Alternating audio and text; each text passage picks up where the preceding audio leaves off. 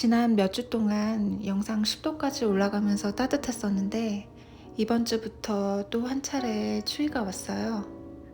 기온은 주말부터 떨어지기 시작해서 화요일과 수요일 체감 온도가 영하 30도까지 내려갔습니다. 오후 늦게야 나와서 집 앞에 쌓인 눈을 치웠는데 너무 많이 쌓이고 또 그 쌓인 눈의 무게가 꽤 무거워서 삽으로 퍼내기가 쉽지 않았어요. 하필이면 다운타운에 있는 곳으로 봉사활동 면접 보는 날이 이렇게 추웠던 화요일이었는데요. 집에서 가까운 C트레인역에 차를 주차하고 다운타운으로 가는 트레인을 탔습니다. 이렇게 체감온도 30도쯤까지 내려가는 추위는 겨울 내내 있는 건 아니고요.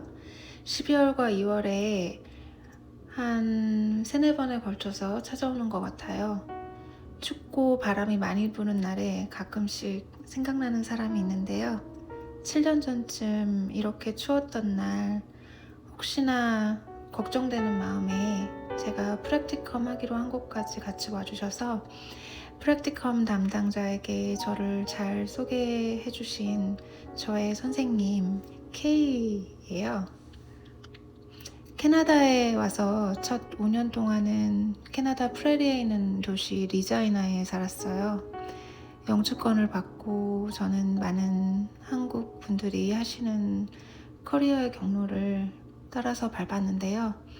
그 도시에 하나밖에 없는 컬리지에 있는 유아교육과 2년 과정을 시작했어요. 공부 자체는 어렵지 않았지만 과제와 그룹 활동이 많았던 기억이 나고 딱히 공부 외에는 할 것도 없어서 공부를 정말 열심히 했어요. 그리고 한국에서 가르치는 일을 했었기 때문에 그 공부에 조금 도움이 됐었고요. 한 반의 학생들이 50명 내외인 작은 과였고 저는 나이가 많은 열심히 하는 학생이어서 지금 생각해보면 선생님들께 따뜻한 배려를 많이 받았던 것 같아요. 예를 들면 학기가 끝나면 실습을 해야 되는데 제가 경험을 살릴 수 있게 그냥 일반 어린이집이 아닌 그 도시에서 가장 좋은 교육기관이었던 몬테소리 학교에 첫 실습을 배정해 주셨고 두 번째 실습한 곳은 좀 독특한 곳이었는데 유치원과 언어치료를 병행하는 곳이었어요. 언어치료가 필요한 아이들이 아침에는 일반 유치원처럼 수업을 하고 또 놀이 시간을 갖고 그 사이에 2-3명의 언어치료사들이 교실을 돌아다니면서 아이들 진단도 하고 함께 놀아주면서 언어치료도 해주고요. 오후에는 또 1대1로 집중 치료도 하고요. 리자이나의 그런 전문 언어 치료 기관은 거의 최초였을 거예요. 실습 전 처음 그 유치원에 가는 날 오늘처럼 되게 춥고 눈이 많이 왔던 날이었는데 K 선생님이 같이 와주셨어요. 오셔서 저의 좋은 점들을 막 얘기해 주셨는데 옆에서 듣기 민망하기도 했지만 또 한편으로는 정말 감사했어요. 보통 이렇게 선생님이 같이 와주는 경우는 드물거든요.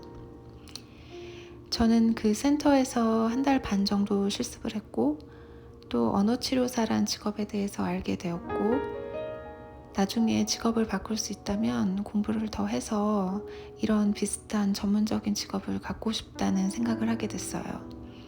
그런데 언어치료나 플레이 치료 이런 테라피 같은 거를 하려면 대학교에 다시 가서 그에 맞는 전공을 새로 하고 또 대학원까지 가야 한다는 것을 알고 있었기 때문에 그냥 막연하게 꿈으로만 간직하고 있었고요. 그 당시에는 학교에서 공부도 열심히 하고 실습도 열심히 했지만 졸업하면 할 수 있는 일에 한계점이 있어서 시험을 잘 봐도 장학금을 받아도 그냥 별 감흥이 없었어요. 그래서 항상 우울했었고요. 실습 마지막 날 평가를 점검하러 K 선생님이 다시 제가 일하는 유치원에 들렸는데 저의 그런 우울한 분위기를 감지하셨는지 뭔지 이유는 잘 모르겠지만 갑자기 이런 얘기를 하셨어요. 얼마 전에 반에서 재밌는 설문지를 돌린 적이 있는데 그 설문지 질문이 가장 존경하는 사람 뭐 이런 거를 묻는 질문이었거든요.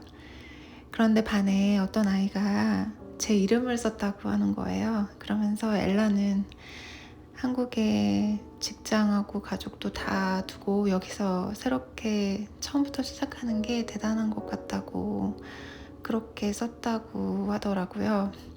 저는 그 얘기를 듣자마자 정말 그 자리에서 펑펑 울었어요. 누군가 앞에서 그렇게 많이 울었던 적도 없었던 것 같아요. 케이는 저를 크게 다독이지도 않고 뭐 말을 많이 하지도 않고 그렇게 가만히 같이 있어줬어요.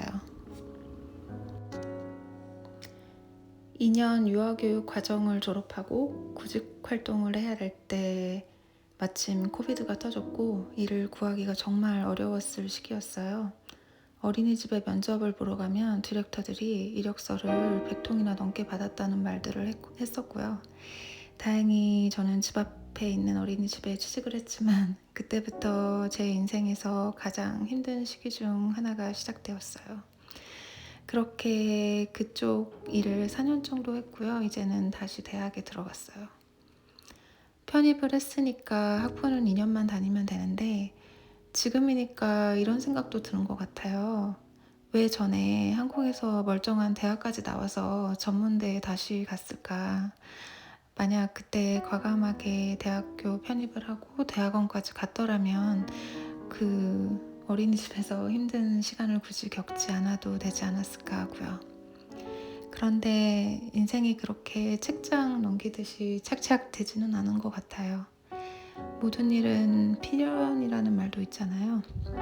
사실 컬리지에서 학점을 정말 잘 받아서 지금 들어가기 힘든 심리학과에 들어간 것도 사실이고 그 당시 2년 동안 공부를 열심히 했기 때문에 지금 대학 공부를 시행착오를 좀 덜 하면서 하는 것도 그렇고요.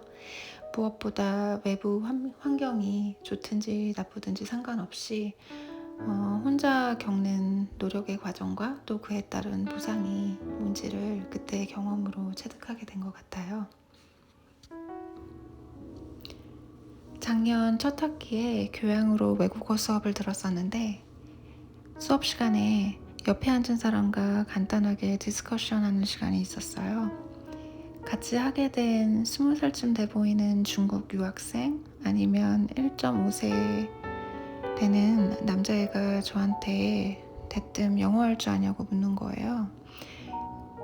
그냥 어처구니가 없었죠.